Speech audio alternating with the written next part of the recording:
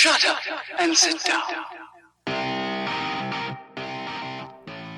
Welcome back to another episode of the Bowhunter Chronicles podcast brought to you by Tacticam. Tacticam is the easiest way to begin filming your hunts, whether it's with the budget-friendly Solo or the 4K Tacticam 5.0. Tacticam has something for all level of self-filmers. You can check them out at tacticam.com. Also, I want to give a quick, I guess it's a preview of something coming up. I've been working with Alex from the Vitals Live, and what that is like an interactive video Zoom conference with some of the bigger names in the kind of hunting we do. So Dan Infalt, John Eberhart, I believe Andy May is going to be on there, Garrett Prawl. So those are all coming up here in the month of July. We started this in June, and we've had some pretty good feedback. It's a really cool platform. So what we're going to be doing July 15th is we're going to be doing a podcast with Alex on that platform. So we'll have the link out there shared for anybody that wants to check it out. You can come in, and we're going to be doing the podcast just normally like we would, but it's going to be done in a manner of the same way that it is on the Vitals Live. So you'll be able to see Alex and I and John talking, asking questions. You'll be able to see it live as it's happening, as well as you can add questions through the question and answer key. You can chat with us and give us any feedback. Sometimes there's things that we can't think about, or we've forgotten the names of, and whatever, however you want to use that function. But one of the greatest things about that platform is if you're familiar with Zoom and you've used it before and you've got the app and you've got one of the latest apps, you can actually come on as a guest through audio or video, and we'll be able to showcase some of that when we do that podcast. So it's going to be real cool. More information on that coming up. That's going to be July 15th, but you can go to thevitalslive.com and look at the schedule and see who the speakers are, who's going to be on, and definitely go ahead and check that out. And I just want to give a big shout out again to everybody that supports us through Patreon. We have 3 new Patreons. John Dove in Wisconsin, we actually met him with Brian from the Beast Mode Archery Challenge when we were at the ATA show. He's from Wisconsin as well, just like Brian. Jason Peters is in New York. And then we've got Josh Stanford, who, when he signed up for Patreon, he said, I don't want you to send me anything. So I don't have any address. I don't know where he's from. He could be from Siberia, for all I know. But, we just appreciate them. But Josh, if you want to shoot me a message or whatever, give me an address, mailing address, P.O. box, something, and I'll get that package out with those koozies for you. And if you're not familiar with Patreon is just a crowdfunding for creators. And if you like the show and you want to help out with all the overhead costs, hosting, website, any of that stuff, you can certainly do that. You can check that out at patreon.com/Bowhunter Chronicles podcast. If not, no big deal. Just tell somebody about the show. Any of the episodes that we've got, if you could just tell somebody, leave us a review, good, bad, indifferent, 5 stars, 1 star, however it works, because that helps us in the algorithms so that we can be in front of more people. So we'd really appreciate that. But we just got done with the second quarter, so we did our Patreon giveaways, and I'm actually kind of rebranding that as give-backs because Patreon frowns upon, I guess, giveaways, as a raffle because they say that's gambling. So we're going to have to do something where we give away something to the non-Patrons as well, so I'm going to have to figure that out. The plan is for the third quarter, I believe I'm going to give away a set of 4 of Dan Infalt's hunting bee sticks. May add to that, depending on what happens, throughout the course of the quarter. But and I think I'll probably end up giving away a set of the Hawk Heliums for the non-Patreons, and we'll figure out a way to enter that. So that's going to be kind of flexible as we move forward with this, but you can definitely follow along, and I'll be giving you that information as we go.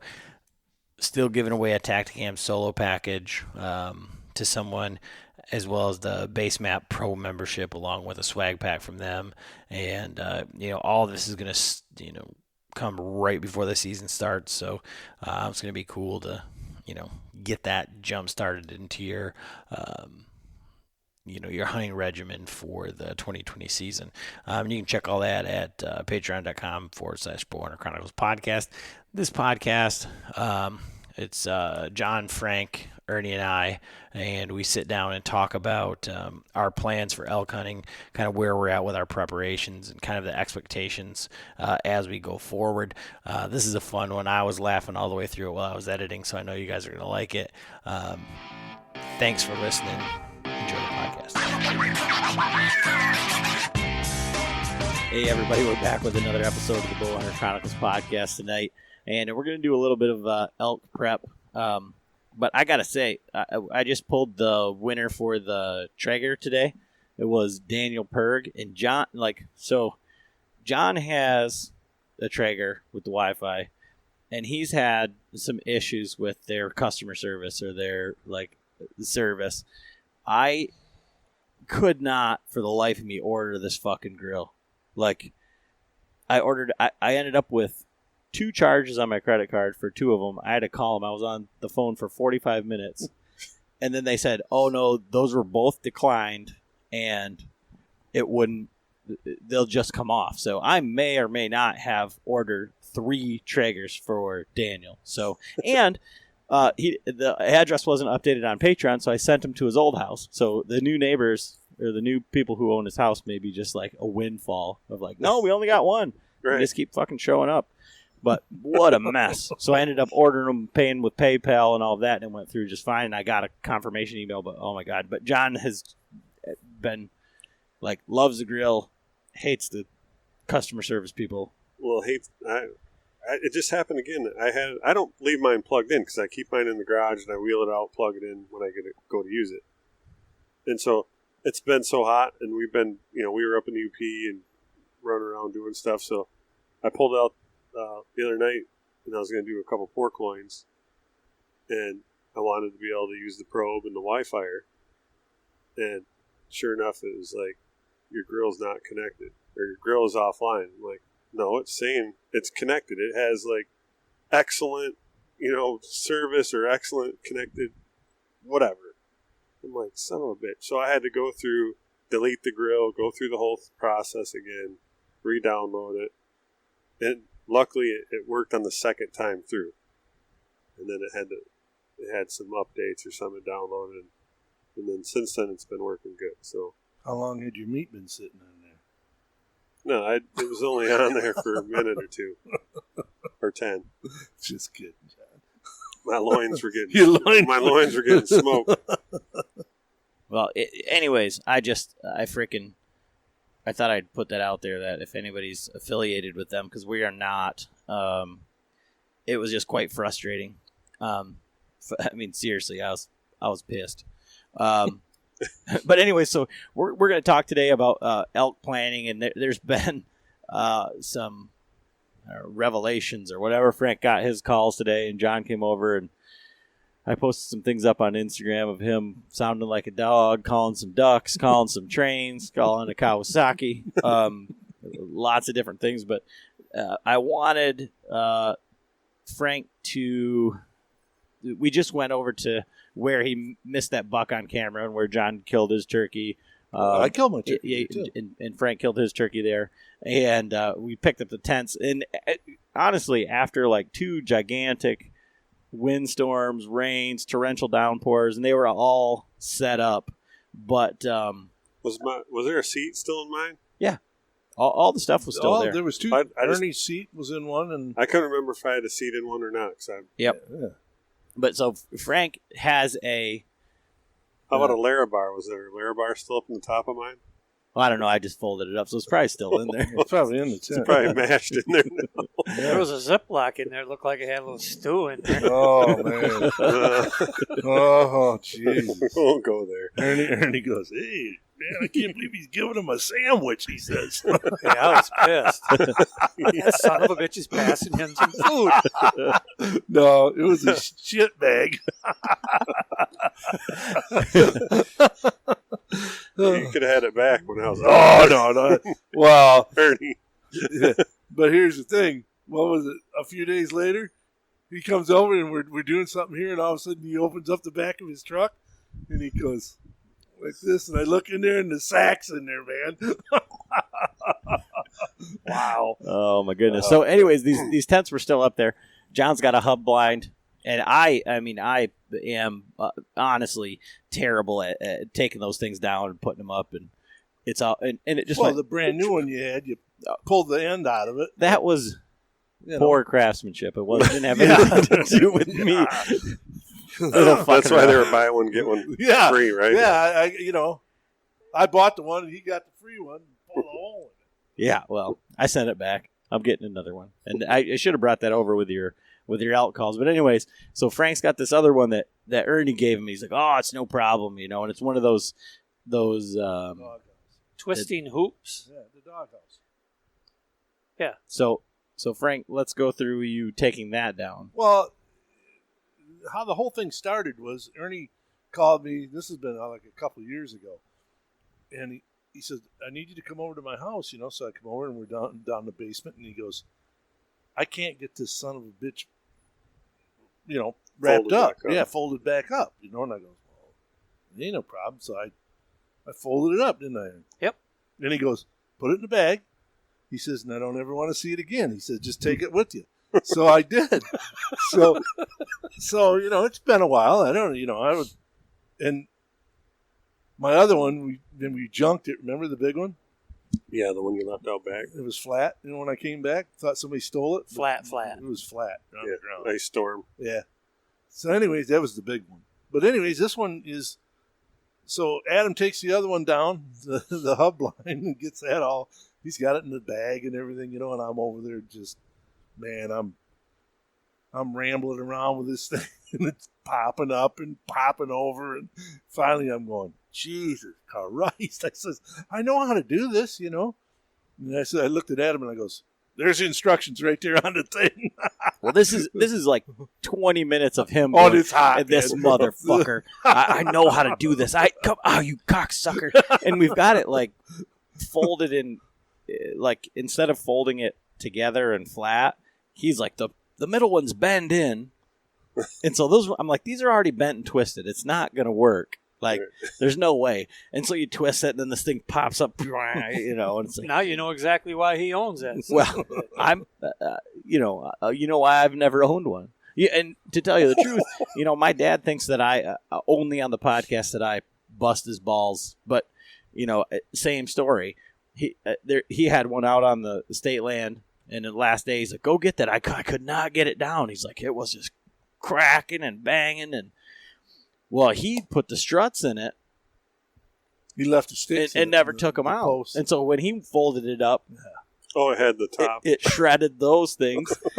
And he's like, I don't know what's going on. Like, yeah, we missed that part. But yeah, once we read their instructions, it went down. Flopped right down. No problem. Yeah. It was like it was made to do it. Yeah. Just like that orange little tag said, how to do it. So do this, not that. Yeah. Don't do it that way, Frank. So, Frank and Ernie, you guys have had a couple of meetings. So we're going out to the same area. You're going to come and meet up with me and Joe, but you guys are going to be out there for almost 2 weeks. Yeah, it'll be about before 12. I get out there. Well, we're going out on the 29th, and then you're coming the 12th, 11th, night of the 11th or something. Yeah, I fly out the 11th, and so you guys have not done it before. The guys you're going out there with have all been out there before. Right. Well, the guys from Ohio haven't. 4 of them have. Yeah. Well, the guys that you're yes. riding out there with, the whole works. So, I mean, you're planning. Where are you guys at with that? I posted some pictures. Frank, you ordered a whole bunch of stuff, or you've been saying, what about this? What about this? We got a whole bunch of boxes of stuff, but I got a lot of gear. Yeah. I'm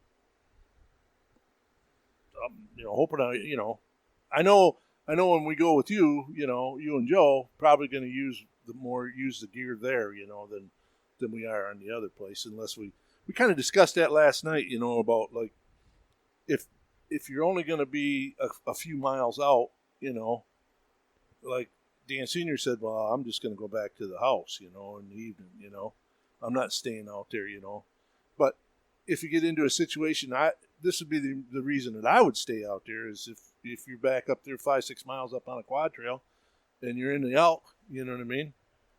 Why ride out of there, you know what I mean? I'll just pitch my tent right there, I got all the stuff, Yeah, John and I can contest that that's a motherfucker going back and forth. Like, in hindsight, we should have changed our strategy the last time. Right. But you guys were all hiking too, though. Yeah, we were 5-6 Yeah. miles to the end, Right.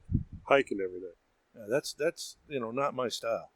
I mean, as far as don't get me wrong. I'm gonna do some hiking, but boys, it's Dan Senior and I talked, and he goes, Frank. He points over to these pines about 100 yards over. He goes, I do that in about 2 hours. He says you gotta go slow. He says, call, watch, listen. So I'm just gonna pick up on kind of what he does too, because he's killed elk. He knows how to kill them. Thing is, with elk, it's not like deer. No.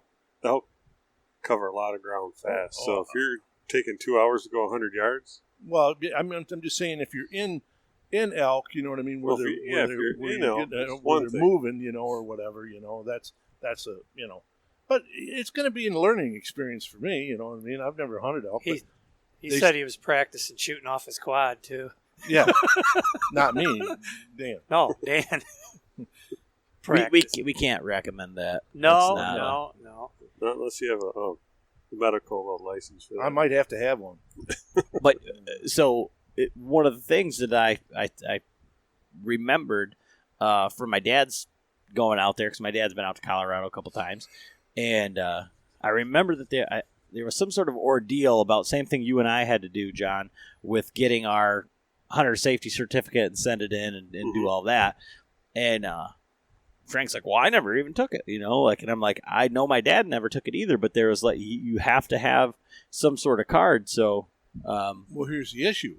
Michigan, if you were born Right before after. 60, you're grandfathered in, Right. which is fine. But how am I grandfathered in I don't have a certificate to take to Colorado with me and show them, That's what I want. So if any of you Michigan guys are instructors, Frank, needs I a course to I take. could definitely use What would your dad do, Adam? So Mark, before he went to Montana, he had to go and take an online certificate Michigan or Montana. for Montana. Right. And they have one for Colorado too. But here's the thing. It's so many minutes long. Mm-hmm. But you can't. You can just keep taking it over and over. Not in Colorado. Right. You miss it. You miss it like one time. But you're missing the point, Frank, is that if you have one, even if it's online from Michigan, right, it'll be good for well, Colorado. That's what I'm good saying. Enough. Yeah, don't fail the Colorado one because you don't know the animal. No, I'm not going. I'm not going rules. to. No. But just for that. But so Ernie, from your perspective, like, what is your mindset going out there? What are you thinking? How is this thing going to go? Because you've been in all their planning sessions, you've seen how John and I prepared the last time, and kind of where we're at, and our experience, I guess. What's your expectations headed out there? I think it's going to be like hunting on Boyne Mountain Times 100 for 3 weeks. I mean, the up with and a down, bag up over your and head. down. Yeah, I mean, I think it's going to be real tough. I think it's going to be something like I've never seen before. And I'm what sure is the elevation in that area where you guys are going? Do you know? It's Grand Mesa. I thought he said roughly 80 some hundred, 85 or something like that. Because I know, like my brother said, when he got there, it took him like a couple days to get rid of the headache. Yeah, right. Yeah. Yeah, they so it's definitely higher. They've experienced we're in that same area that he was at last year. You know, it's definitely higher than where we were at. I think our highest elevation was 7,200 or something. Yeah, I think it's John was saying that it's like 8,500 or something like that in the one spot. But some of the ground that Danny's been looking at on the maps, I mean, there's places that these guys haven't ever hunted or anything like that, and he says really, really looks good, a lot of access to it too, And he'll be helpful too, because he's got a ton of water holes right marked out, north-facing slopes. He's got all that from his years being out there, so that'll help. I mean, now he's been out. So Danny's been out there in the past. Well, how about hunting pressure in the area? Well, where they hunted, they went in on a drop camp. I think the last year in muzzleloader. Okay. And he shot a bull, and I think he shot a bull the year before, or the time before they were out there too. But he said that where they were at, elk population is a lot lower, where they hunted, than where we're going. He said there's going to be more elk in the area where we're at than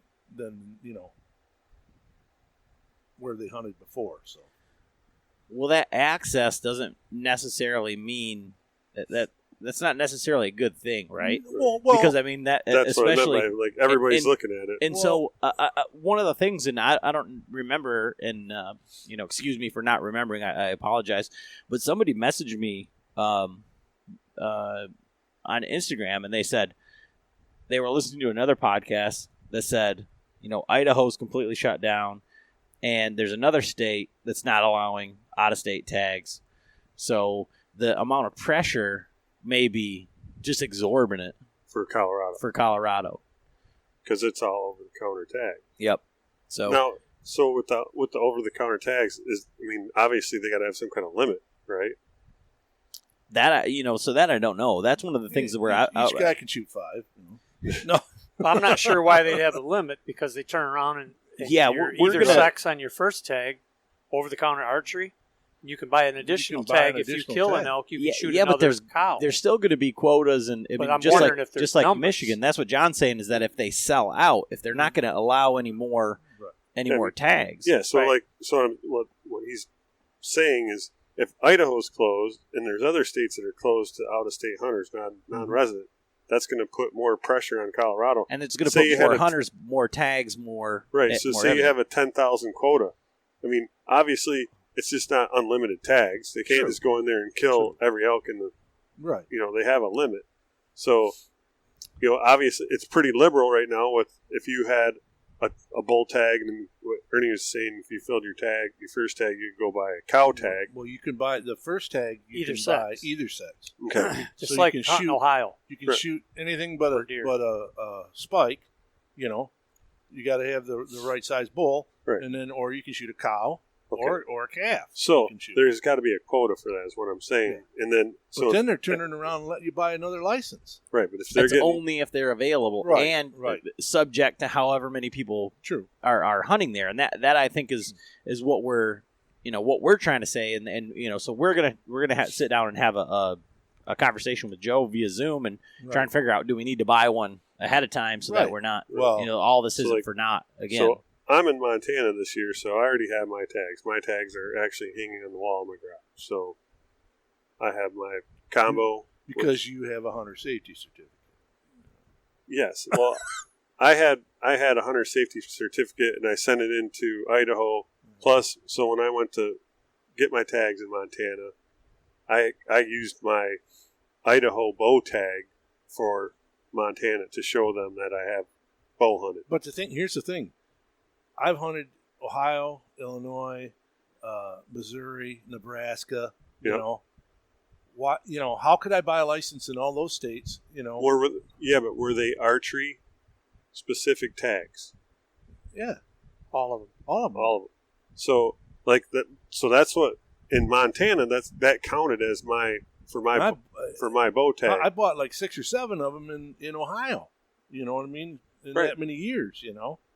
So those, if you still have the numbers, like if you can log in and find it, like I had my Idaho login. So it had my tag number, the date I purchased it, everything.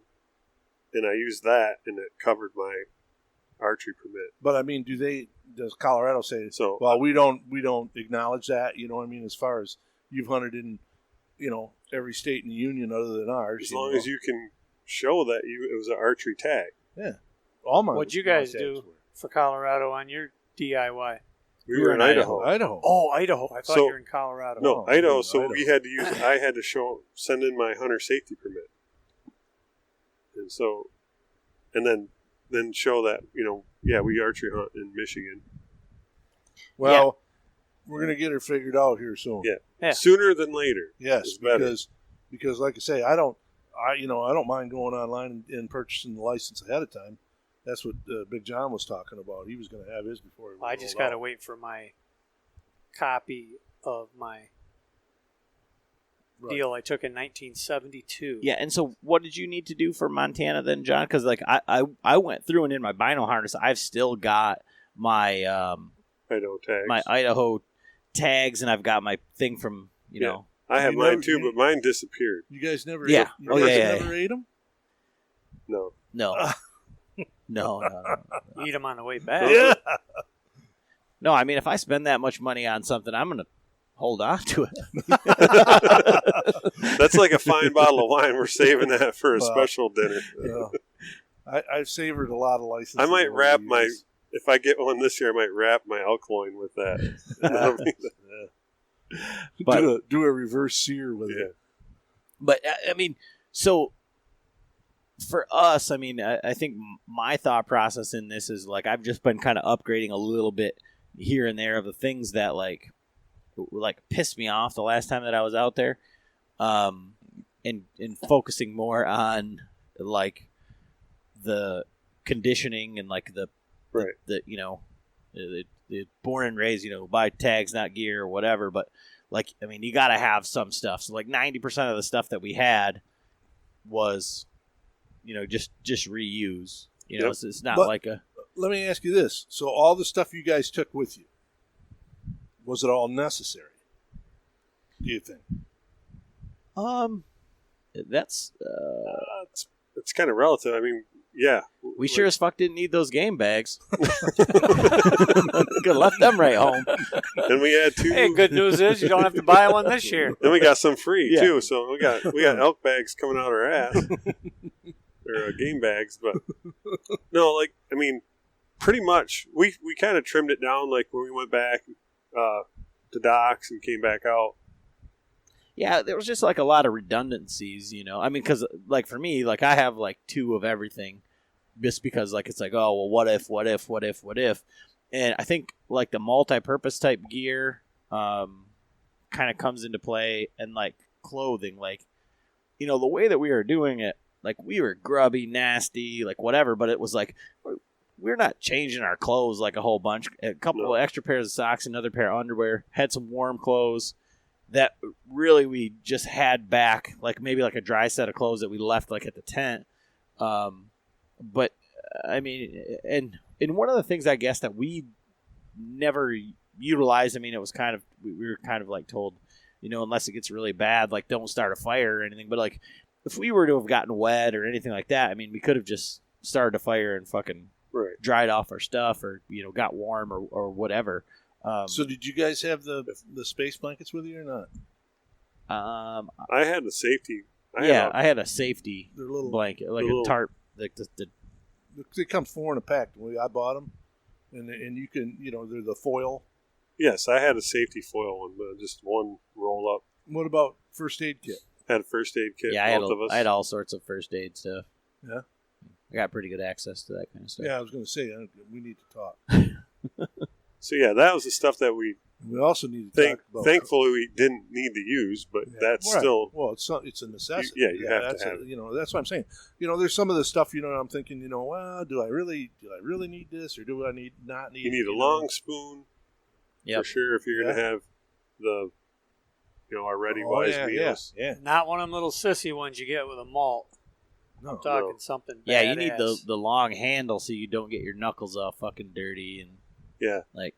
Speaking of that, when my wife and I took a trip up to the UP, and the whole way up. The plan was we were going to just stay the night. We left late in the afternoon, and we were going to camp out. I'm like, well, I'll just bring my pack, and we're going to just pitch the tent, on the side of the road, just like we do out west. She's like, well, don't we have to call the campground or anything? I'm like, no, we're going to go into the national forest, into the woods, and just pull off and camp. She's like, you can do that without a permit? I'm like, yep, as long as there's no signs that say no camping.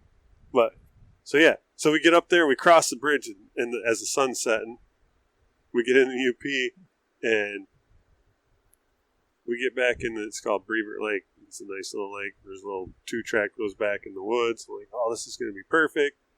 And I didn't even think about the mosquitoes. I got out to pee. We found this little spot, and I walked through the ferns, and it was like Jurassic Park. Just they about picked my wife out of the Jeep. Wow, it was gnarly. So anyway, we ended up going back down the road, and I'm like, we're gonna get a motel, but I'm still gonna cook you the Ready Wise dinner. I got the Alfredo noodles with chicken, but I forgot the long fork. Oh, no. So I cooked it. We had, of course, it said no cooking in the room, but the jet boil. Right. Got it all set up, cooked their dinner, and then I just cut the top of the bag off. So she's completely unbiased and pretty. She's much very picky. Just like my wife is pretty blunt as well. Oh, yeah. So there's no pulling punches. So what was her She take loved on it. She loved it. She was like, oh, my God. What one did you do? The Alfredo noodles with chicken. Yeah. Well, yeah. Well, Casey said you scared the shit out of her because I told John just go over to my house and get whatever. And my wife, we were going up camping as well, and so my wife's in the camper, and she's like, she opens the door to the camper, and here's fucking Lurch standing there like, hey. Well, I was walking up, I'm like, hello, are you in the camper? And obviously she couldn't hear me, and she walked out, about flipped out of her flip flops, but. Did you eat one of those breakfast ones? So in the morning then we actually had one of the was it the breakfast scramble or skillet? Skillet. We had the breakfast skillet, and then we also had the one. It was like the Peak. Was it Peak to Peak? Peak Refuel, the Peak Refuel. strawberry. Different company, not Yes. ReadyWise. Peak Refuel strawberry and granola that we got from ATA at the Badlands Film Festival, and it's got powdered milk in it. Yeah, so you just put cold water in it and let that sit. So I got up in the morning, I'm like, we're going to have granola and strawberries and a breakfast skillet. And so I got the cold water, put that in and let that sit. And then I got the water boiled up, got the breakfast scramble going or skillet. And I barely got 2 bites of the granola. She loved that. She's like, oh my God, this is so good. And then, we split the scramble or the skillet and she loved that too. So it's like, this was so much fun. So Yeah. what we got some, we didn't do them though, did we? From Matt. Yeah. There was a couple of Granola ones. Yeah, granola ones there for. Yeah, there's ReadyWise? an apple cinnamon granola. Yeah. And When he was saying though, you could just he just eat ate it like a some of snack. them. Yeah, right out of the bag. and you can certainly do that with the cookie I dough got the bites. cookie dough bites. Oh yeah, that's what it was. Yeah. I bust out the cookie dough bites, and at first she was like, what is that? And this was on the way up. She pops on. I think I got 3 of those. She's like, these things are so good. Gonna go to John's house next week. Open the cupboards. ReadyWise. ReadyWise. Yeah, and so they did give us a code for 20% off of that stuff. Awesome. So Cool. it's base map 20. And Base map 20 is the code for ReadyWise. Yeah, because Matt's on their pro staff as well. So What about the coffee? Tioga Rise. Yeah, we got to get some. I'll get a hold of Brent. I told Dan about that because he says I got to have my coffee every day. He says, He was using some yeah, bags. like they were dipping these bags in. That was the other thing I forgot with the spoon was I had my Black Rifle coffee with, but I forgot my press for my jet boil. So I had to go get the K-cups from the office and do the Keurig in the room. But now that Tioga, that we just eat the water, right? Yeah. You can actually even that'll dissolve cold and it still tastes the same. Yeah. I mean, it's it was really good.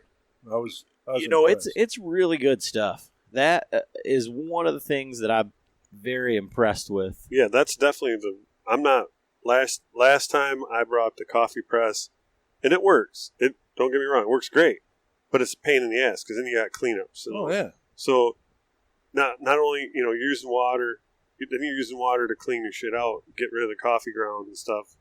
And so that was like the only thing you were missing from your actual road trip was the Tioga Rise coffee. Yeah. You'd have been you'd have been all set. You'd been in, man. Yeah, But- the Tioga Rise and the Well, there's one thing about the Tioga Bulletproof. Rise that when we were at the ATA, you couldn't hold on to the cup. No, Remember? they heat that shit. Yeah, that was hot.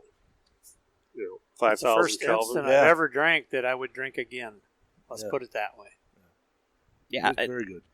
I that thing too. I mean, John and I just had our food up in the thing. I mean, what are you guys planning on doing for food? I know the last time that we talked to Joe, he said, and he was one of our first 10 podcasts, I think, because we were just starting to get in on this podcasting, going elk hunting, the whole thing, and he said for like you two, if you guys are hunting together, which I think you're kind of planning on, that as a thing, you could just bring one of those. I mean, I guess he didn't think that would take into account Uncle Frank, two normal human beings, but and just split one, Right. so you're not carrying a whole bunch of shit, and you heat up one, now you've got to take your time and heat up one, and then you've got, whatever you don't eat is a fucking mess. That's one of the things with the meal in a bag is like if you don't finish it, Yeah, it's Frank and I sloppy. I never had any problems. I'd eat a whole bag and then eat a couple bags of ramen noodles. Yeah. So. But that was different too because we were not doing that midday. Joe was saying like at a lunchtime type deal. Oh yeah, lunchtime I like the butthole sandwiches. Well, in what we're going to do, You have to explain yourself there. Is they I don't know anything about Danny these. was what happens talking in Idaho about- stays in Idaho. Ooh, Danny was talking about don't be showing him that. telling Big John, before we get out there, we'll just stop at a supermarket, pick up because they eat a lot of regular food. I was saying, it sounds like you guys have a house Well, we and do. a regular.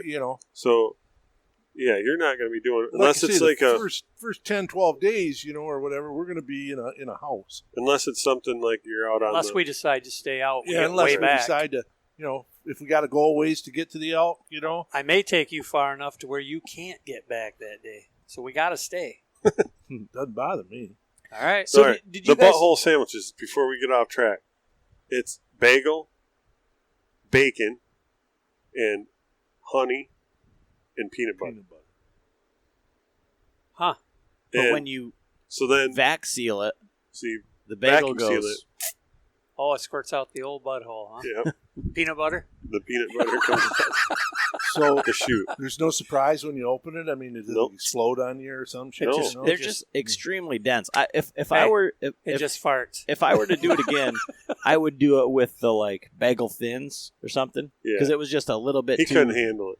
It's too much thickness for him. Yeah. so dry, so Yeah. dense. So No, that's- I loved it, That's the way it goes, man. Yeah, That's- but it's that's- good carbs. and I did like the cinnamon bagels too. Oh yeah, The cinnamon. I don't the- like those cinnamon off the raisin. outset. I didn't do the raisin. I just did cinnamon. So then, Toast them with your jet boil. no, I just Oh, you had them pulled them pre-built. right out. Yeah. Yeah. Once you vac seal them, and I didn't even refrigerate them. They were good for the whole time we were there. Like I was eating them on the way Didn't back even home. refrigerate 'em. Because, I mean, there's a lot of things we can do. Right. I made 24 Burrito. breakfast burritos and froze them to go to Missouri.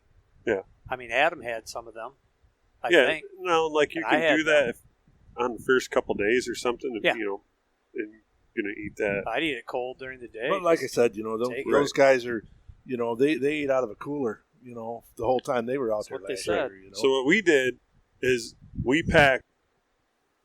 We had our gallon Ziploc bags, and that was a day. So we packed for 8 days. So we had 8 bags, and that was your whole pack. So you had your breakfast, your lunch, your dinner, and all your snacks, your coffee, We had the recover drinks, all that in one bag.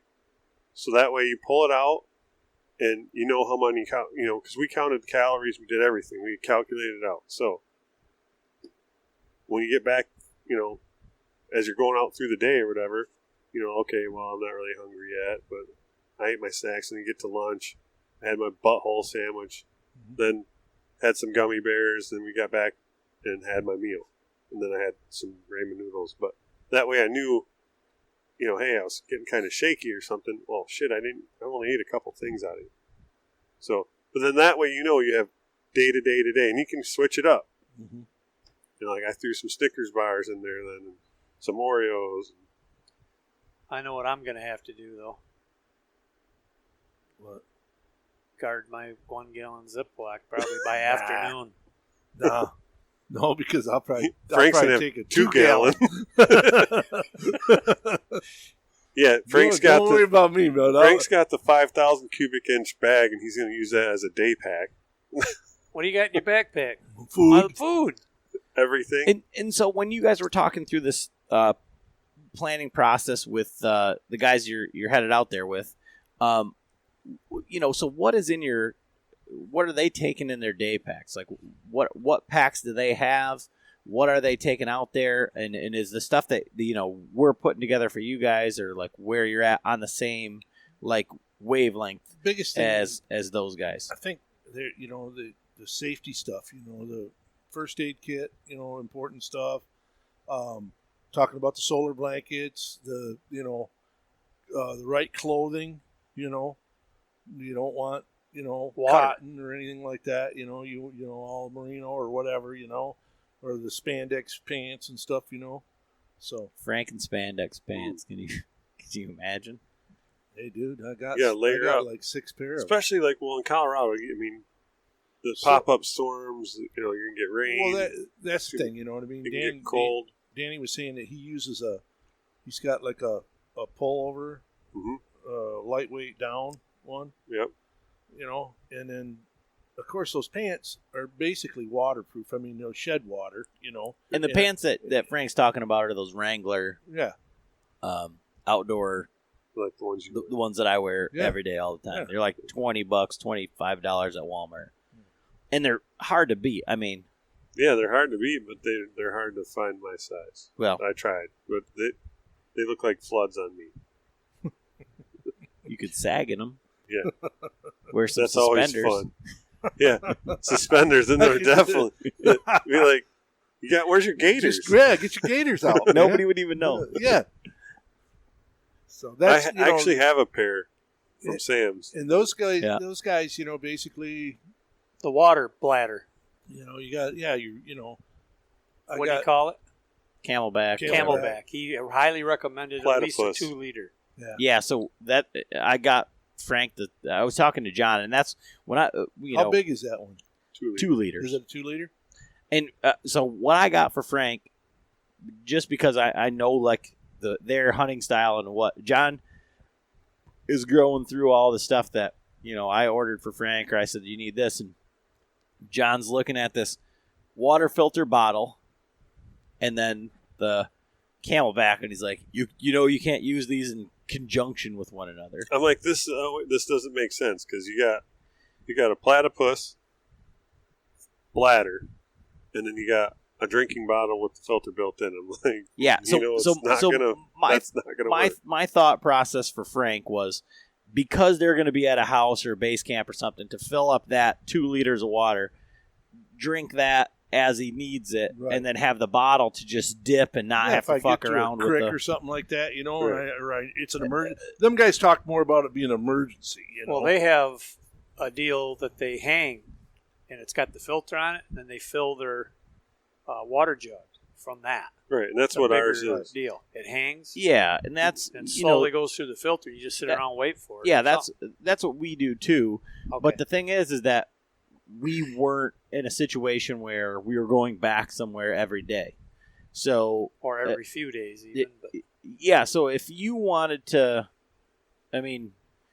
have a water filtration system so you could do large volumes of water, but like even when we were out, the guy that we were hunting that was pointing us in the right direction when we were in Idaho, he doesn't use a Camelback, and he doesn't use a water filtration. He doesn't use a SteriPen.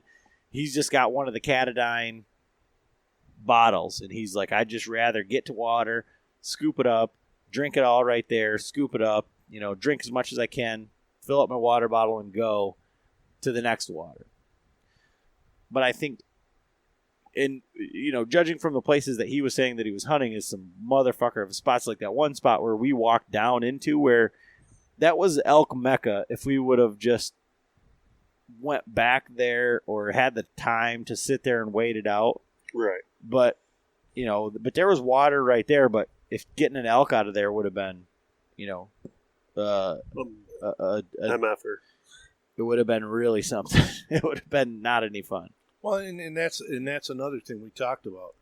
Like Big John was saying, if we do have to pitch the tents out there might be a day, or if we kill an elk way back in or something, you know what I mean? You'll be staying that night. Staying that night just to get it out, or protect it or whatever, you know what I mean? Until you can get it out. Well, and I think that's what when you were asking like the things that we had in our pack that we needed, and like where I was saying I was like redundant. Like I had a small tarp that I had with me, and like I had paracord and stuff. No, the tarp. Now, would that have been to go over your tent, or no? That would have been in my day pack if I would have got caught out or something like that. Would have been for me to just throw up and make like a quick lean-to but when you're shelter. saying tarp, it's like a little. It's like 5x7. Okay, but it's like a Silnai. It balls up into like the size of a baseball. It's not a blue tarp that you buy at the hardware store. Right. So that's, when you hear tarp, that's what you think in your head. This is like a fly off a tent almost. Yeah. Mm-hmm. Yeah. And how big are these foil blanket things? Yeah, but they're not. Those aren't. Tough. They are not tough at all. No. Okay. It's like wrapping yourself in aluminum foil, like half gauge, like a Pop-Tart bag. Yeah. It's just and all it does is they keep talked it heated. about that the one year that they were out there in with Bill and Billy Joe. They went in. They'd killed an elk, and Dan told me. He said, Danny was showing us his fire starter yesterday. The match, you strike it and it lights. And You just keep reusing. he says, Dan Senior goes, that'd have been all well and good. He said, but I wouldn't have been able to strike it. He said that was how cold I was, But he got to them guys and had one of them solar blankets, and he said it saved his life. He would have got hypothermia otherwise, And that had to have been like 3 years ago, probably. Well, they were muzzleloader hunting. Well, too, because right? but don't you remember like the year before we went even when we talked to Greg Litzinger, he was like, we were out there, it was no problem, and then it just got dumped on, and then Doc said the same thing. He's like, we came back to our tents, and our tents were like 2 foot under the snow. Yeah. And it's one of those things where you've got to prepare, and like that was the hardest thing for me to wrap my head around when they were like, prepare for 20 degrees to 90 degrees, and we had those exact swings. Like when we were down in that creek bottom, like right along that river or whatever, it was so cold. And like even the truck, when we were driving around and we met up with that ferry or whatever, it was like 20 degrees. Yeah. And then that day that we got into the elk, when I took my gummy bears out of my pocket, they were melted into one solid thing. I mean, it was like a gummy bear log. Not a bad idea. Probably nuke them before I leave. But yeah, so I mean, I guess like Ernie, Frank, I mean, going out there, so before you guys meet up with me, you're going to be 2 weeks into hunting, and you're going to be doing it like on the, I don't know, luxurious side, I guess. Yeah. For lack of a better term, you're going to be going back and forth to the house. You'll have your quads. You'll be, but I guess, are you mentally prepared for the shift? Oh, Yeah. I mean, it's a motherfucker. It's not. I mean, like I told you before, here's the deal. I'm going for the experience. You know what I mean? I'm not gonna try and kill myself for any reason. You know what I mean? I'm gonna go and enjoy myself, and if that means, you know, like you guys go 5 miles and I go 3/4, so be it. You know what I mean? And I just kill the elk closer to the trail. That's all, you know. But what I'm we saying, fully intend on when we meet you, we're going to pop up these little tents that we're getting, yeah, and that's what we're going to do. I'll have a utility trailer for the quads and stuff, but that's what we want to do, and at least we can do that where we're staying, wherever that is. Yeah. You know, when we meet and, up. and I'm not, you know, like I said, I'm not. So that's going to be. I'm looking forward. There's no to it. way. I mean, I could keep up with you guys to a certain point here, you know, and in other states, you know, but out there, you know, probably ain't going to be, you know. I'm not going to try to keep up with anybody. You know what I mean? It's going to be I'm hunting on my own terms, and I'm gonna do it my way, and that's the way I'm looking at it. You know. But the one thing is, if you do a little prep now, then Right. it'll be. You'll have, and I'm right now. I'm in the weight loss. You know, I'm gonna probably lose 60, 70 pounds. You know, before I go. You know, What text did you get today? What's the countdown? 2 months 2 months to the day. 2 months. 60 pounds in 2 months. Yeah. Well, I did. Dan's supposed to be over here on the 10th. He said the 10th I'll be at your house with the bike, so Frank's got to start Well, last year, biking the Last bike year- trails. June 1st, I started, and I went October 1st to the doctor, and I lost almost 50 pounds then. Well, that's all well and good, but And June I've 1st stayed within. that's 2 extra months. Listen, though, I've stayed within 5 pounds, though. You know what I mean, of that weight. So be it.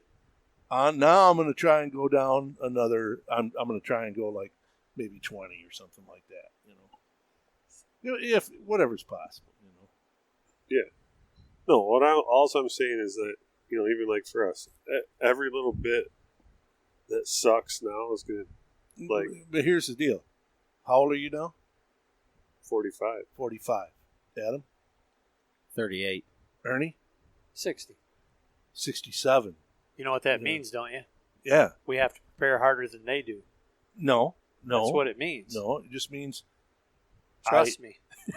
you can. I'm gonna. You can. I'm going to go. Like I said, I'm going to go out there and enjoy myself. You know what I mean? I'm not going to kill myself, you know, by any means, and I'm going to have a good time. You don't have That's to why kill I'm yourself going. out there. We're hoping that you don't kill yourself out there. Right. Right. We're hoping that you kill yourself here, that you put in the work I mean, here. you're gonna see it. You're gonna see what the deal is this year, but you're gonna find that I think some preparation here is gonna pay off big time there. It's sure- just going to I'm make sure your it time will. more enjoyable out there. Right. Absolutely. But like I said, you know, I mean, I'm going with the mindset. You know what I mean? If I see an elk, I'll be happy. If I get a shot at an elk, I'll be ecstatic. If I kill an elk, You'll be drunk. I might stay out there. You know what I mean? So it's just, you know, that kind of that's my mindset. But I mean, you one know? thing I can't contemplate, and I know I can mentally at this point, I've not physically done it, but the elevation obviously is a little harder recovering, and it's, you know, we're not walking on flat ground anymore. Oh, So, I mean, those two things are the ones that are going to really do the Right. torture and, test. I mean, and you guys aren't going to be walking like the whole time. I mean, Adam and I average 13 miles a day and over 1,000 feet of elevation, you know. Mhm. So basically 2,000 feet of elevation change, you know, going up and down. That wasn't including all the other peaks and valleys and freaking rat holes that we climbed down and out of. So by the end of the night, you know, when we were walking back, that's when I was really, Well, yeah. I mean, twisting my legs or my ankles were so weak at that point, or fatigued, that any little, you know, stone or something I'd step on, I would roll my ankle, and that was like the biggest thing. It wasn't, you know, I'm just concentrating on my cadence walking back in the dark. You know, it's like, well, I know we had 2 hours of hiking at least just to get back to camp. So Yeah, so let's shift that a little bit, John. So knowing what you know now and how you've been working on that. What are you doing differently, or I guess what are you seeing that you need to, work on? What are you changing from time to time? So, for one thing, I got different boots. I think we've talked about that a bunch of times. But I ended up getting the Crispy Colorados. And so they have, it's called the ABB system or ABBS, or it's the ankle bracing. ABSS. So, ankle bracing system. Support system. Something. But they're a little taller than my Thors, and they are much stiffer. And I got the wide this time, so it fit my wide ass foot.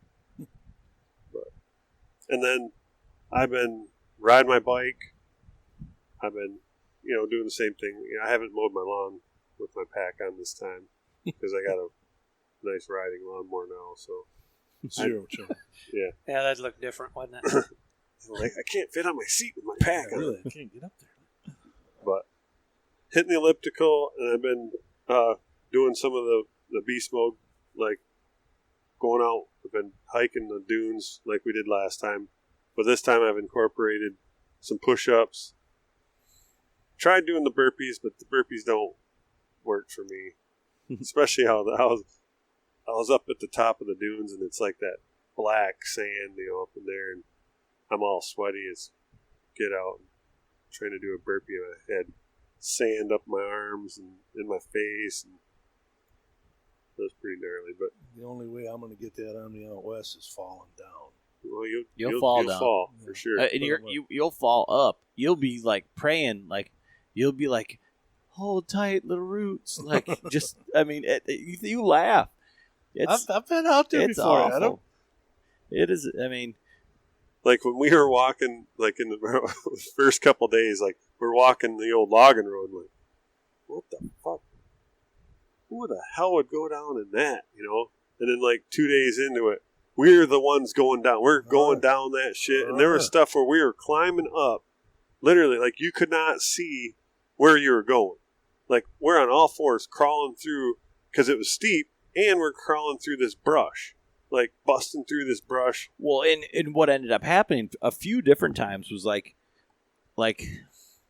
I don't know, and I there's one time, like back in the day when I was in Camp Pendleton, and like I knew that we were close on a time hack on this navigation course, and I was like, I know that I need to go that way, and this is before like, you could just pull up base map on your phone and see the trees and like the, all the topo. I'm just looking at like a old ass USGI map, and I've got these things mapped out with 9-digit grids or whatever. And I'm like, if I just go right up here, it's gonna really suck. But that's the quickest way, and that's kind of like where John and I found where it was like, we could go all the way around, and it's going to take us 2 hours, or this is going to really fucking suck for like 45 minutes, but we'll be in the same spot. Yeah, we cut out a freaking whole switchback. Right. By going down this steep-ass valley and then back up it. And crawling. In hindsight, there may have been a better route. I don't know. But but that was my point, though, was like, when we were first there, like, man, we're not going down that. And then, we're not going up there. We're not going down there. We're just going to stick right here on all those places. Yeah. Oh, we went through all everywhere. Up, down, around. Well, and I think too, like where we were at, there was so much sign, and we knew that there was elk around, and it was like, well, they're just not where we're at. So right. We can keep doing the same thing and just walk this fucking road, for the next 10 days, or we can go find them, and that's what ended up happening, and it was a lot of walking. But, like the one where we got on the backside of the big dude's bedding area. Yeah, that's when the trees were coming down. Oh, that But I climbed up this thing, and it ended up like cliffed out. Like we could not. You couldn't go any further. It was just freaking big sheer face cliff. And That was it. Unless you had some climbing gear or something. And it was like a rainforest. Yeah. It was just... And then we're like, all right, we need to, because I heard him bugle. And then went back down. And at first I was like, was that you, Adam? He's like, no, I didn't even hear it. So that's when we both went back up there. Then we came back down. We're like, all right, well, we couldn't go any farther that way. Let's go back out and then cut back around. Well, as we're walking out, all of a sudden, like, this wind picked up. It sounded like a freight train coming. It's no bullshit. All of a sudden, it's like perfectly calm. We took some pictures while we were eating our lunch there, and all of a sudden, this wind picked up. It was just like, and it snap. Yeah, like an earthquake. Like an earthquake, and it was like, fuck. Like, we looked at each other, and it was like, let's get the fuck out of here, and literally, like, started jogging down this trail, trying to get out of it. Because we were on this old burn. Yeah. And it was all these big trees that were standing dead, mixed in with other trees. And so that stuff, we heard that several nights. Well, the one night, it was by us. It was like 2 a.m, and like the tent started picking up, and then all of a sudden you're feeling the ground, and you're like hearing these cracks. And like, we did a real good job of making sure we were in a location where there was no widowmakers, there was no dead stuff. But still, you want to talk about unnerving. It was like, well, fuck it. Let's just get up right now and start cooking and start, make our day, because... Yeah, there was no sleeping at that point. It was you're nothing. The ground shaking. It sounds like the freaking monsters are coming. So, for myself, I've got some different boots, just because the boots that I got the last time had some sort of insulation in them, and my feet were just totally, like, it was too much.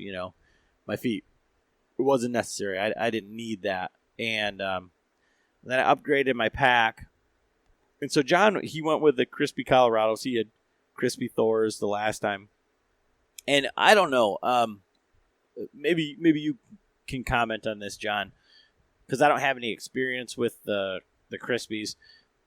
When I went online, I was looking at price and reviews and everything, and like, I'm not trying to like piss on your Cheerios or like whatever, but like, so I went and got the Solomon Quest 4Ds. Ernie's got the Solomon GTX 3, which is more like a hiking boot, like a hiking shoe, high top hiking shoe. Those are actually the ones that Joe recommended the first time when we were going out there, and you actually were going to get those. I went to buy them, and they were sold out. Or no try them rides on. either, though. That was my issue. Like, I didn't need it, but I Frank, typically buy wide. he got the Keen Targi 3s or whatever. Targi 2s. Well, because of the width. Though. Yeah. Yep. But my thing is I went online, and Ernie got those 3s kind of based on my recommendation, because he was looking at something else, some Merrills or something.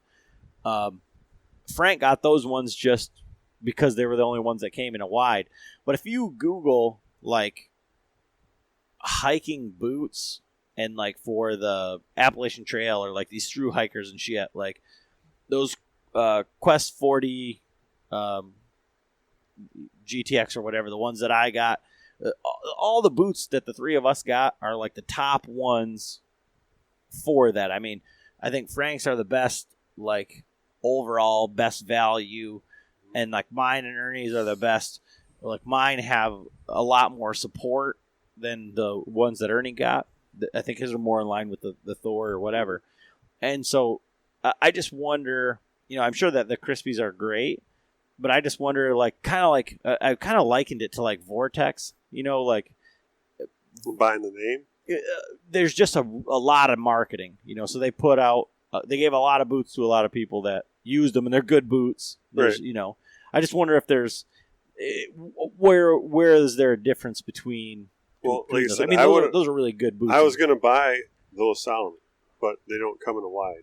Right. And especially after the issues I had the last time with rolling my ankle. And you showed me your shoes, too. Yeah. Your feet go right out the sides all of my shoes. tennis shoes, my toes are blown out the side. because my feet are so wide. And if I don't get a wide, that's what happens to mine, too. Right. Same And thing. so, I would have went, because of all the reviews that, I read, before. Right. Yeah. I would have done it. But, so now, so with the quality of those Crispies, though, I'm like, well, I still wear my Thors, but, I'm just not going to wear them out west. That's just one of the things that I'm just curious about. You know what I mean? Like, because I know that they're good boots. You used them, and you obviously bought another pair, Right?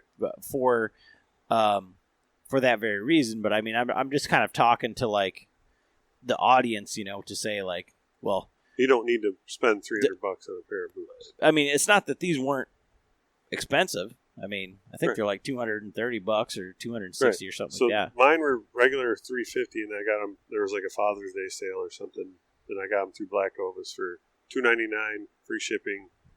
And they were here in I think 3 days actually. So Yeah. And the other thing that I upgraded, and I've got right here, is I went with a Mystery Ranch pack, and like, it's funny because John and I kind of had a conversation about like what companies were like in what tier of packs, and he's like, I think Mystery Ranch is right up there.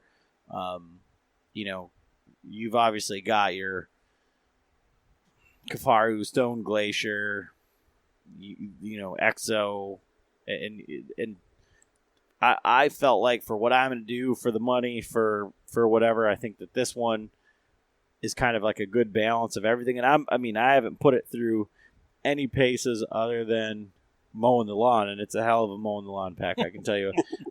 I've got 36 pounds of sand in a 6 a.m.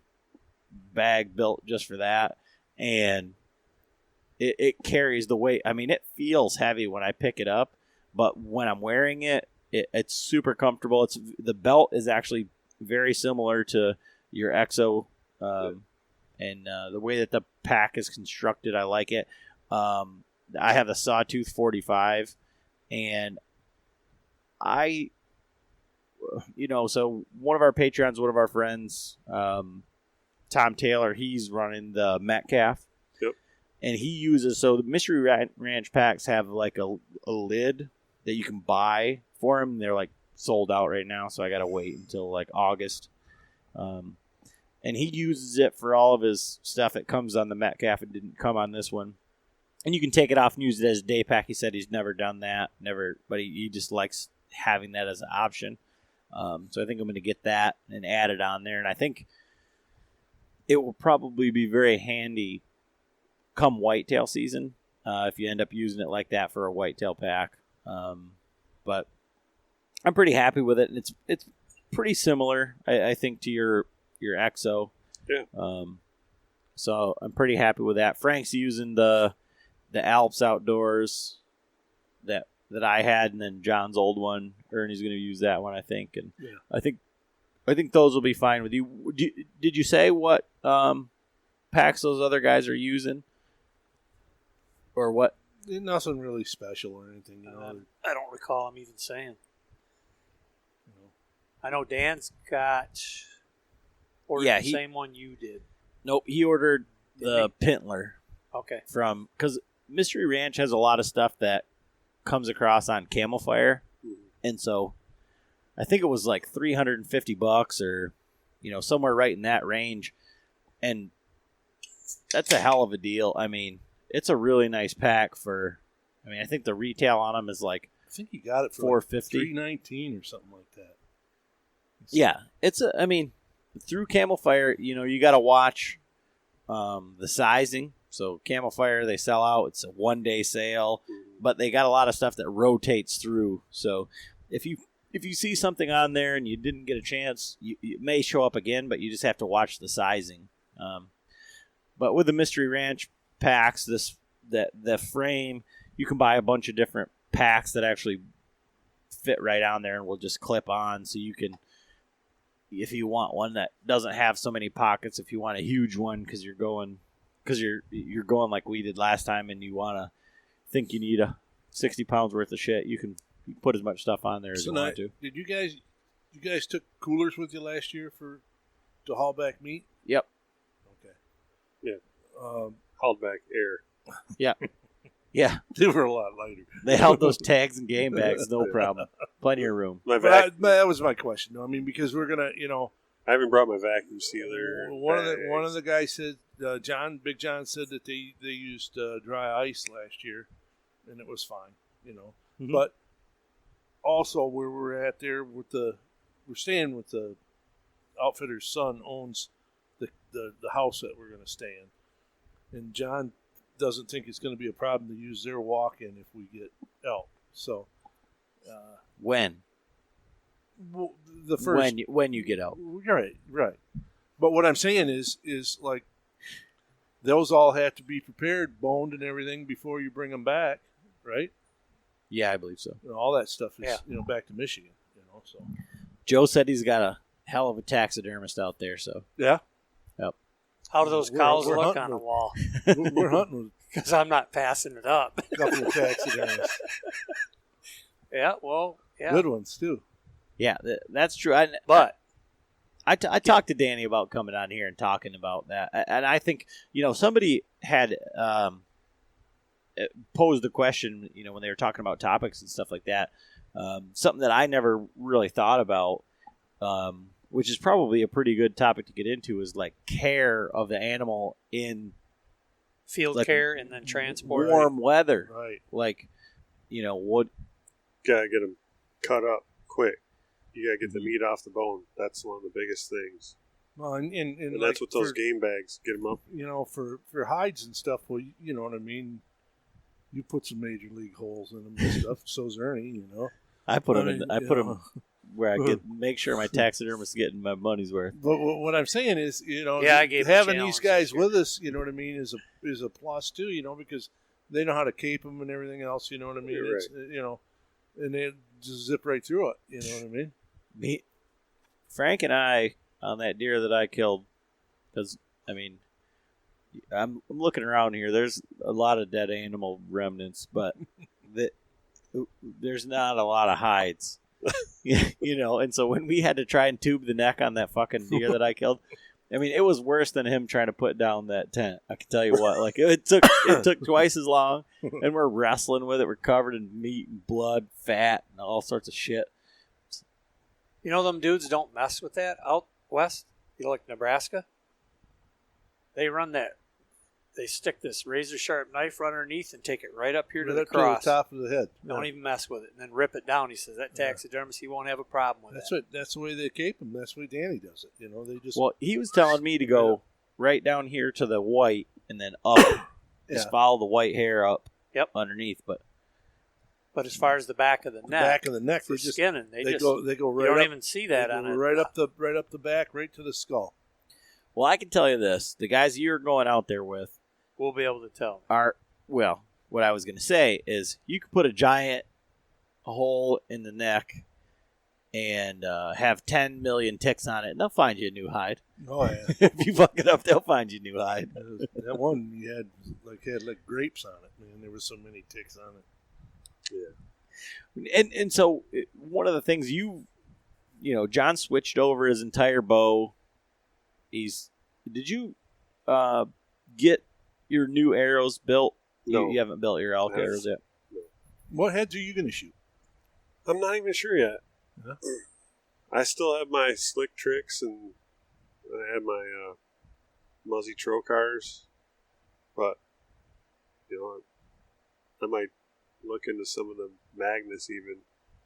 Well, those Magnus, you've already dealt with the warranty on them. That's Right. That's pretty freaking awesome. The guy's pretty awesome. We sat down and talked to him for a while, and they're not expensive. Right. And to have a broadhead that you can kind of like use forever and just get a new one if you need to. Well, That's like the way I'm going with the 125 Thunderheads. yeah. I walked in and there's a fucking dozen Thunderheads on the table. Like, Only 10. It's only 10. Welcome to 1989, folks. Well, the thing is, you got to take into consideration Maybe before that. how many backbones and leg bones I've broke with those things over the years, and Unintentionally. and of course. skulls maybe, they're just a proven head, you know what I mean? and they fly good, like pretty obvious. I shot him today again at 40. Did you see? Did he tell you about his elk target? He goes, "Come look at my elk target. He's got 2 green T-posts in the ground and a 4x8 piece of cardboard with I don't know, 1 foot, 18-inch by 1 foot square spray painted in it, and that's what he's shooting at out there. Like A block behind it. No, just the shooting berm. broadhead to the into the berm. So it's like the Like the club. broadhead It's like league. Yeah. the broadhead lead Yeah. at the club. Yeah. Sweet. Yeah. And I was, and this is kind of, I get a lot of different answers about this. How big is, like, from the back, top of the back to the bottom of the chest on a regular sized bull? Well, here when we talk to Joe, that'll be a good question because I don't know, but it's big. But what he told me, and he's said it a bunch of times, is like, don't get cute like you would with a deer and try and put it behind the shoulder. He's like, God gave you like basically 2 foot by 2 foot of lungs. Just try and put one through them. Don't stay away from the shoulders. Well, the one guy that I read about today, he said his dad shot this elk at 15 yards or whatever. And he said he went 120 yards and that was it. But he said where he placed the arrow, he could have honestly been 10 inches lower and still been good. You know what I mean? From where the hit was. Yeah, it's just kind of like centering them up in the ribs. Yeah. I mean, and the ribs are Big long. animal, big lungs. Yeah. They're sometimes in really high elevations. So And now some of the guys we're going with, Dan Senior shot one coming dead onto him, and he was only shooting 40-some pounds at the time because he had shoulder problems, and that arrow completely went in, to that elk. And he said he didn't go shit, just turned around and it's a tighter window. Well, and that right, is- right. And There's a there's tight more window in. That's bone one of and those- stuff in there, but that thoracic or whatever they call it, the the plate. thoracic tunnel or whatever it is. yeah. But that's I don't know. I want to say like controversial shot, but it all depends on the fucking Mister getting in. Is he standing in front of me looking And at he's me? close. Is he gonna leave? Oh, I'm the neck guy. Yeah, Don't ask yeah, me. yeah. I mean, That's If anybody's gonna pin one to the ground, But- Adam can up do it. close Yeah, and personal shot. but Right. that's a well inside your comfort zone, 20 yards and in or Right. whatever. Oh, for yeah. John, 15. for John is probably 100, 50 yards and in. No, it's No. 100. Like, I'll shoot him right dead coming on. No. Yeah. So I mean, that's one of those things. Like so, Ernie and I both have Black Eagle Spartans. You've got some 300s. I'll be shooting the 250s. I'm going to be shooting AAE Max Stealth Vanes, and now, Boeing stopped making those Fletch. Those X veins in that long, they switched them over to this really stiff crossbow vein, and so I switched over to these. Should you do you think that I should still shoot those in a 4 Fletch? I mean, is that what you're going to be shooting? That's what I always shoot. Yeah. So The max stealth, you mean? Yeah. Oh, yeah. Like, all my arrows are 4 Fletch and max stealth. But now these, I'll tell you, the way Johnny set my jig up, Yeah. with the 3 Fletch with that helical on them, like I said, that freaking Thunderhead, man, is, I was shooting what's it called? cardboards. No, No, the no heads. shit. the head. The Thunderheads? No, before I was shooting fixed or The Rage. expandables, Rage, and They'll kill some trees.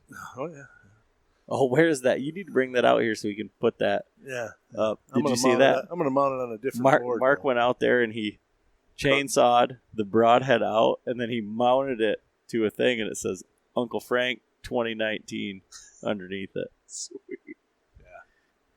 I'm going to put it on a better board, though.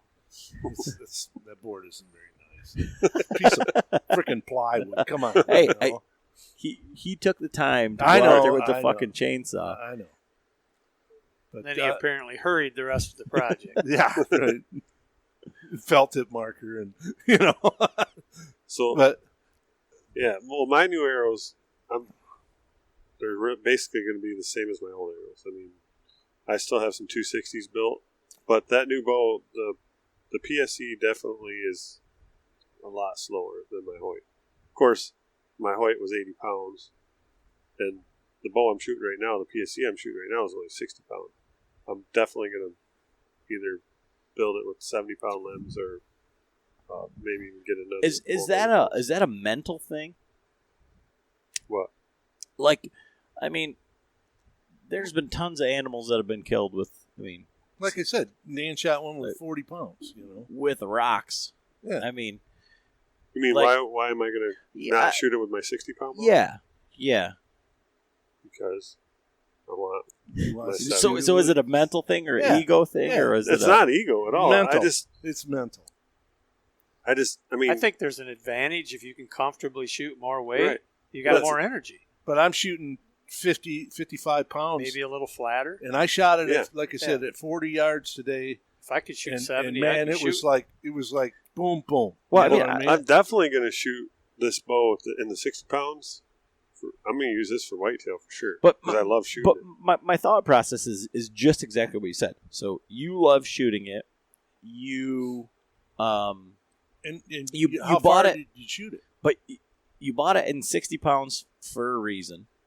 Well, for the reason was there was no 70s available, so and I wanted the bow. Plus, I was going to I planned on building a 60-pound bow for indoor anyway because I've been having some shoulder issues. I'm definitely not going to an 80-pounder. So, but I mean, you're popping water balloons at 105 yards, and with 60 pounds. and Yeah, that's as far as I can and shoot. you're gonna have. I mean, granted, it's just one of those things. Damn. That's as far as I can shoot. Now you've got to build new arrows. You've got to, Well, I have to build new arrows for this bow anyway. With the 60-pound, I have to build new arrows for sure because I have to go to a 340. But those 105-yard arrows aren't flying right, or Those were some old Full Metal jackets I had, and I showed you. Yeah. That they were. I don't know what happened to them. I mean, I've had these for years, and I think I had like 8 of them left, and I had them sitting in like a cup, and like the aluminum started to separate and corrode off the carbon. So, and just because John's shooting them doesn't mean that he likes them. Because I don't think that you're a big fan of the Full Metal I don't jackets. like the Full Metal jackets because I shoot so much that I bend them.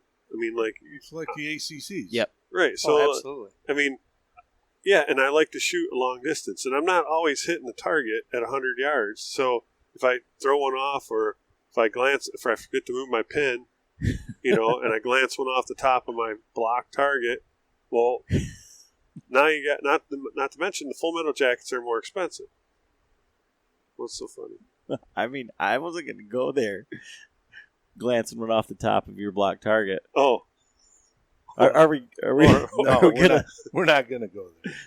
So End of that story. That might be a But- Patreon. If you're a Patreon, you But message no, me and but I'll no. give you John's number. Ernie and I have shot ACCs before, and stuff. Oh yeah, And they definitely penetrate well. well, yeah, good shooting arrow. but the thing was, you can bend them. You know what I mean? Where my whole philosophy is, why shoot an arrow that I can bend? You know what I mean? If I can shoot, I watched Miller shoot a deer one time, and the arrow was in a U, like it was stuck in the ground through the deer, and it was like, and he's going, oh, and the deer went, didn't it? And it went. Yep. How about the way that arrow looked when I shot that turkey this year? Oh, yeah. On film. Yeah. Yeah. That In was slow motion, amazing. that thing was like an S, bent like an S. Yeah, when it hit. Yeah. That Full Metal jacket would have been done. And then the green volleyball hit it So going the other way. So what the reason that I said that about the Full Metal Jackets is I feel a lot of questions about, like, I heard you guys talking about this. I heard you talking about that.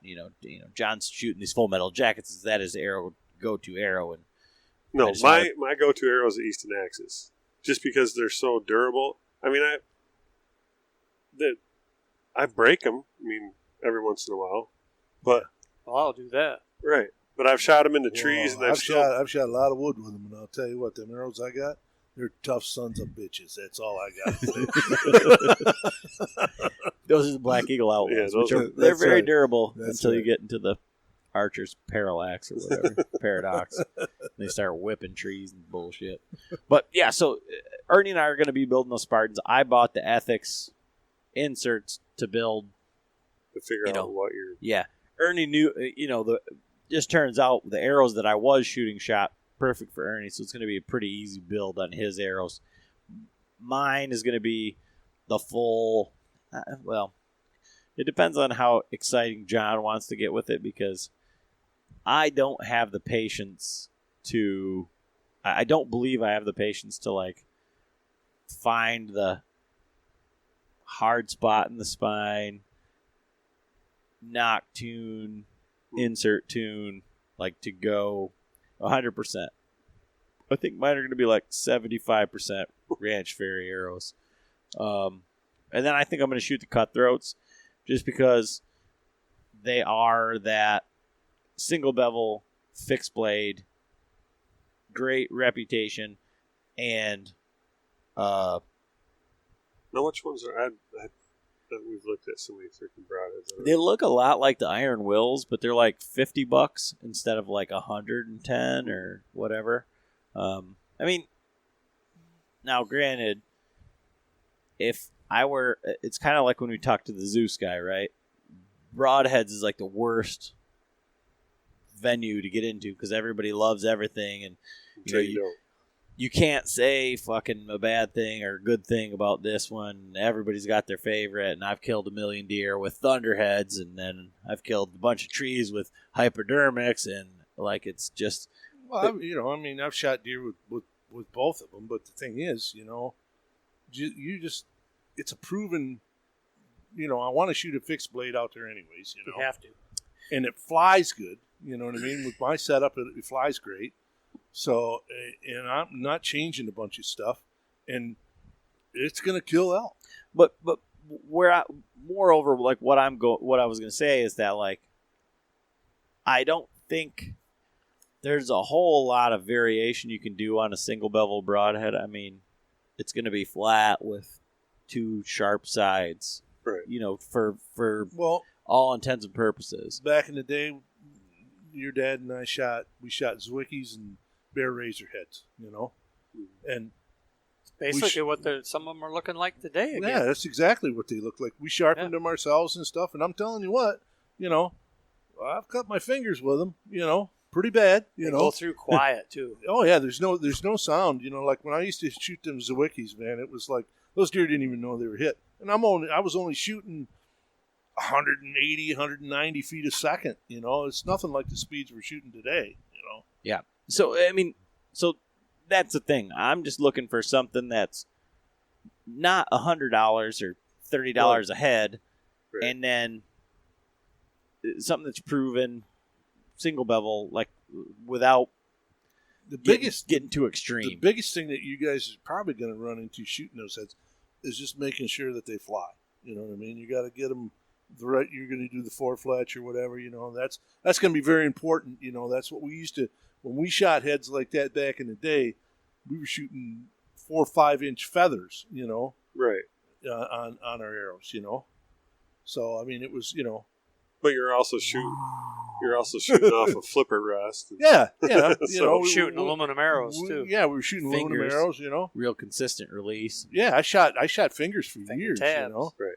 So yeah, it's a little different nowadays, but we'll get the bows tuned in and have them all set.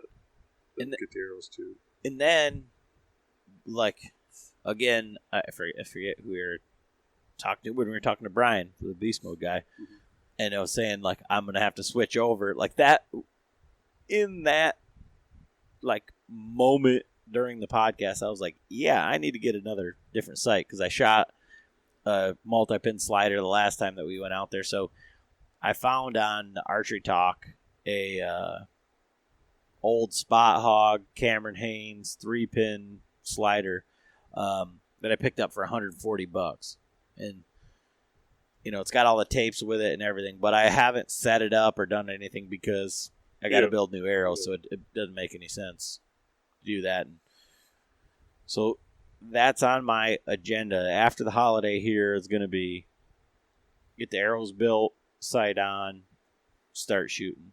And then as far as like my physical conditioning, I've been doing some of that like sandbag workout stuff. I've done some of Brian's, but I've been doing a lot of drinking. Yes, I have. A lot of drinking.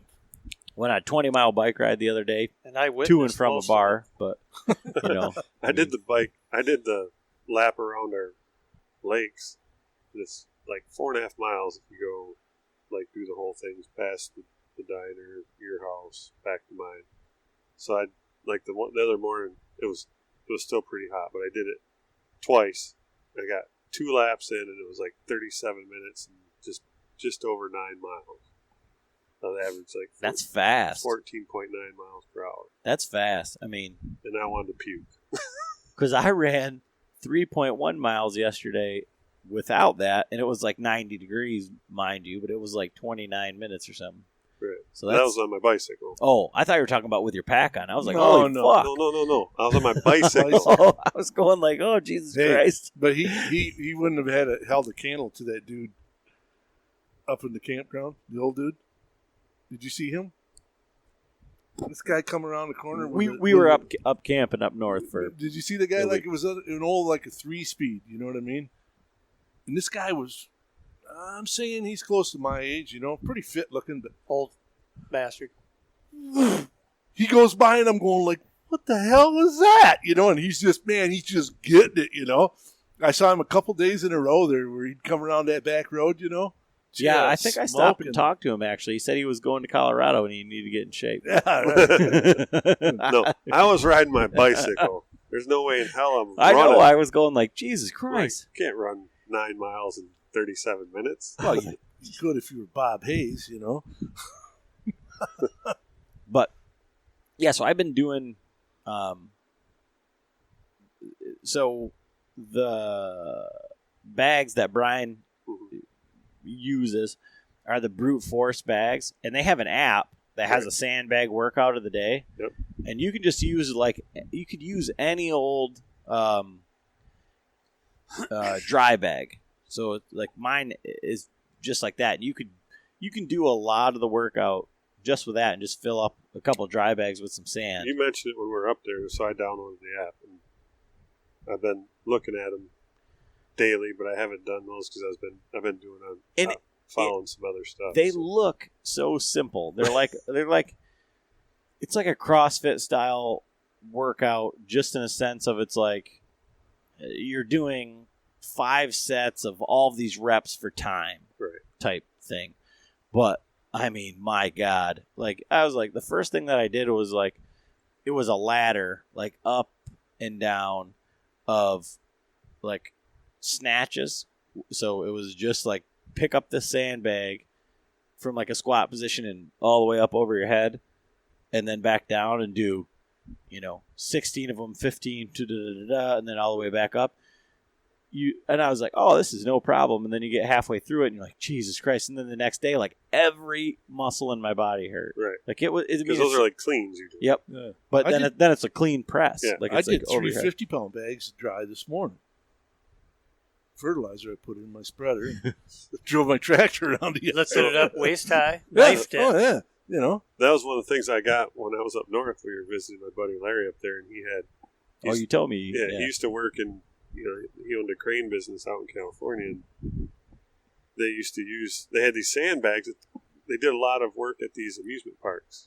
And so apparently there was some sandbag company out there. Actually, I looked them up, and they're prop like bags for like tripods, canopies, and stuff. So they're a double-handled bag, like a folding bag, and they're 37 or 35 pounds. and they were using them for like bench for their guns, Right. A gun rest. And so he's got a bunch of them, and so there was 2 sitting on the deck, and he's like, "You want those? Because I just keep tripping over. I can't pick them up anymore." I'm like, "Sure. You serious?" He's like, "Yeah, get them out of here." So I got 2 of those now, so I could throw those in my pack and have 70 pounds. Or I have been doing some a little bit. I've been looking at those, doing like the cleans, going up and over. Yeah, and you can do like swinging. you can do single legs. Oh, you can do yeah. single arms. You can do like just put it on your shoulder and do. Right. I mean, there's some really good workouts on there where you don't need anything but just like a bag of dirt. Right. What's nice about the bag of dirt, the sandbags, is it's awkward. So it's not just like holding a dumbbell and the dumbbell's steady in your hand. You're holding this bag of dirt and it's like awkward, and then you flip it over, and especially those ones I got, it's got the handle in the middle and it's folded, so you flip it up, the one flips up back over, and you're like, you got to get your balance back, and then bring it back down, and the other one flips back over. And those, I mean, those brute force bags are like $150, but it would be nice to have all the handles on all the sides. Yeah, but they were like, when I looked at them, they were all sold out. I mean, Yeah. I'm sure maybe they're restocked now, But I mean, I don't know. It's one of those things where you can. it's a bag of sand. You can- It's you a can- bag of sand. Well, no, it's just a bag. You put as It's much a- sand it's in a it as you bag want. They of don't even sand. supply the sand. Right. So, but I mean that's what I've been doing. I've been mowing my lawn with that pack on, and I need to get out there. I think this weekend I'm going to try and do some scouting. I might put some cameras out, and so that's what I've been. I'll put weight in the bag and then go out there and do some actual boots on the ground hiking, scouting, whatever. I think I'm going to go out to that spot where we were at, and I'm going to take from the north side, take that 2-track all the way in, and see if I can find where it meets up with that one that we went in on in the snow, Yeah. and see. Oh, I know. what you're saying. There's got to be some sort of connection there. Well, remember when we came out of there though that one day, and then we turned and went to the back toward the car? Yeah. There was a straight line, Yeah. I think that's it. I think. I think think- you're right, because when I was in there and there was all the water, there was like a high. Right. It was very pronounced in there. But when we came in there with the snow on the ground, we got to a point where Fuck you're this. not going any farther. I mean, Yep. it was a lot of water. Right, and I think that's where I want to go past. I want to try coming from the other side, Right. because I've got that marked. Because for every person that sees that water and says "fuck this," the Right. deer are like, "I just need to be right over there." Well, the way all that sign was coming from the north there, along that edge, and then they just kind of started going in there. You know what I mean? It wasn't any real heavy runs, but they all filtered in there. Yep. you So I'm know? going to go check that out. But point being is, I'm going to get out and do some boots on the ground scouting with Make sure you take your butt dope with a you. 40-pound pack. Yeah, that's one of the things with all this rain that we had this Oh my God! spring, summer, all the flooding. The fucking mosquitoes are unreal. Now, when we were up north, I don't know if they sprayed at that campground or what. You know what I mean? There wasn't a ton. There was little gnats. gnats. They were. Yeah. There was hypnoseums like Yeah, there. flying right in your eyeballs. The one. I stopped there for a minute and had enough of those. Some days they were good. But Some days where they were bad. I think this is just a pretty good baseline as far as like where we're at right now. And like I said, I want to get, I guess, maybe like on record, but I just wanted to see you like, what your guys' thoughts were, and kind of like give I don't know, tell a story to the listeners and anybody that's going out there that they might say, I don't feel like I'm in that great a shape, or maybe I need to do more, or maybe I need to do less. You can always do more. Well, that's the thing. You know what I mean? It's how much do you want to do? I guess that's where I'm at. You know what I mean? I think around this table there's varying degrees, Right. Right. but yeah, like I say, for myself, I have the utmost confidence in like finding an elk this time. I don't think that's. I just want to make sure that I'm capable of getting that rest of the way. That's where the conditioning portion of it comes in. And that's why I try to push you a little bit, Frank, just for the simple fact that 3 weeks is a long fucking time. I mean, yeah, especially in high altitude, especially chasing out. Because look at, like, that encounter we had with the big bull. When we first heard him, obviously we thought that it was a person or whatever, but that thing walked all the way out of the valley, like all the way out the other end, till we couldn't hear him anymore. And then within 10 minutes, all of a sudden he was back. Yeah. And then he was up the mountain with us. So that's how fast and easy those animals are moving. So if you're going to try it. Beyond that, think about when we fucking blew them out. Oh. How fast did they take off like an avalanche? Oh, yeah. It sounded like a freaking bulldozer going through, or a freight train. But even then, I mean, when they're moving, you're not going to catch up to them. No.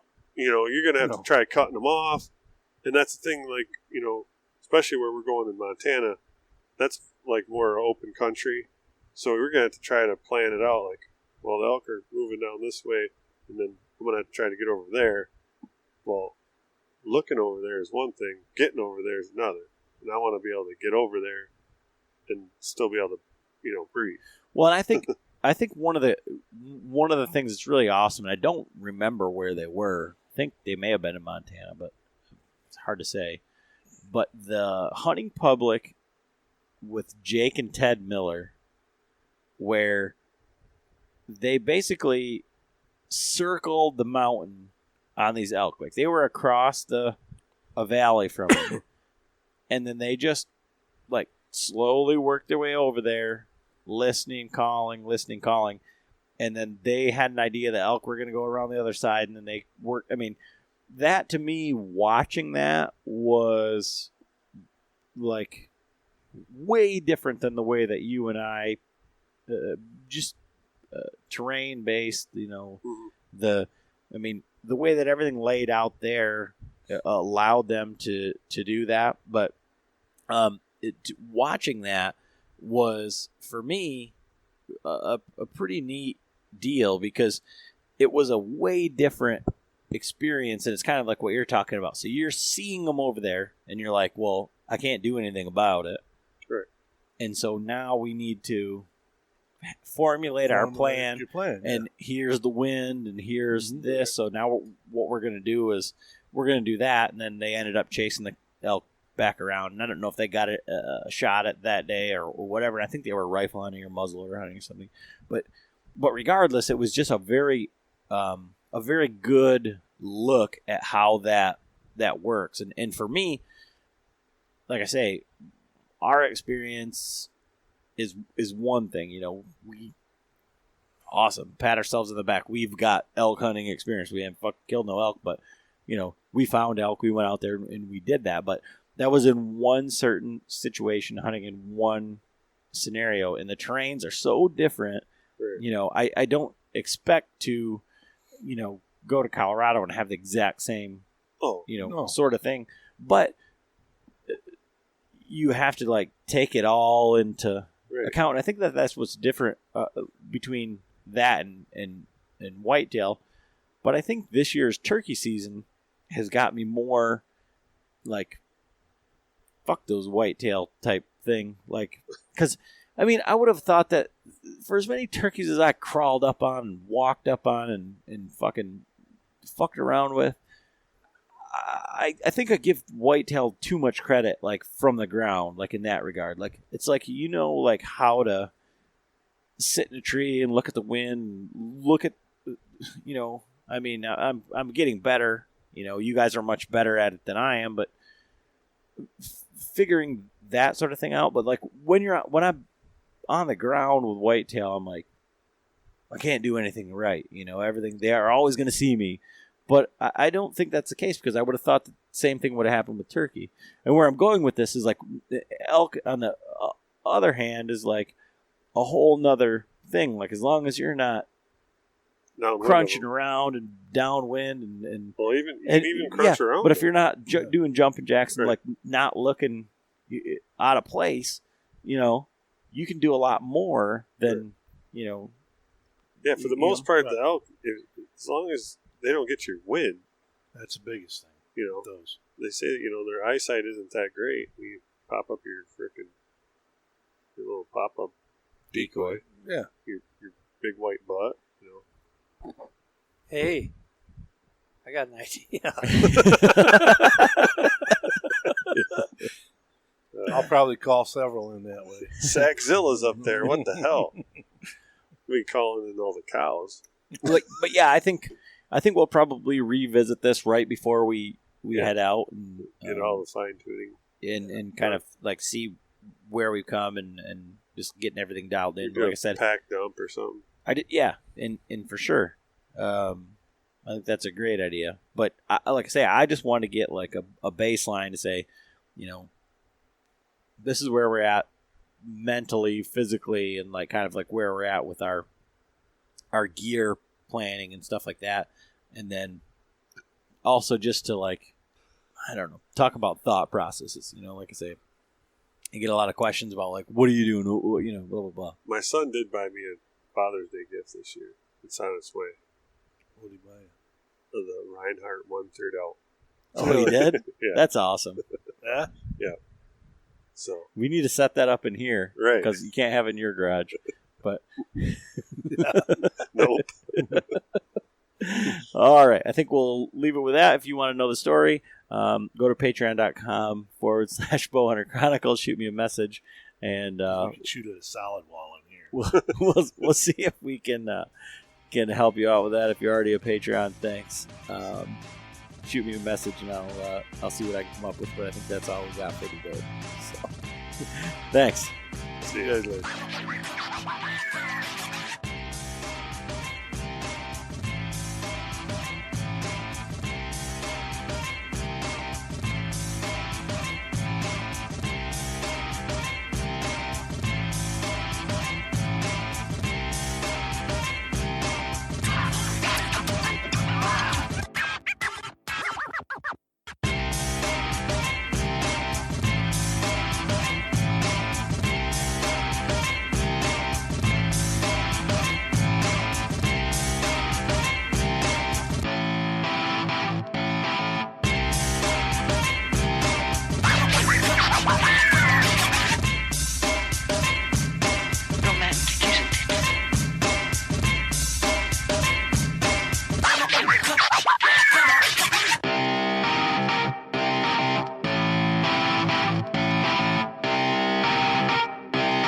Shut up and sit down.